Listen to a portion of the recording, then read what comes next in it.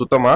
So அதை எதிர்பார்த்துட்டு வரவங்களுக்கு கொஞ்சம் ஏமாற்றமா தான் இருக்கும். பட் அது மட்டுமே நெகட்டிவா கேட்டீங்கன்னா இல்ல, இன்னுமே இந்த வேர்ல்ட ரொம்ப அழகா பில்ட் பண்ணிருக்கலாம்னு எனக்கு தோணுது. சொல்ல வேண்டிய விஷயங்கள் நிறையவே இருக்கு.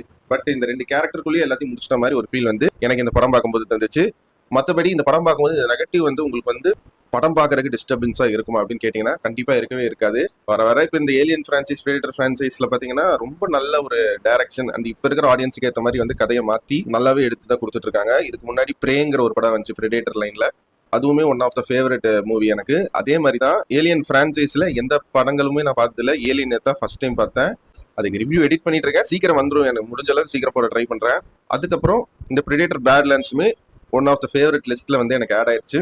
ஒரு நல்ல ஒர்க்கு. கண்டிப்பா இதை பத்தி தெரிஞ்சுக்காதவங்க இந்த படத்தை பார்த்து தெரிஞ்சுக்கோங்க.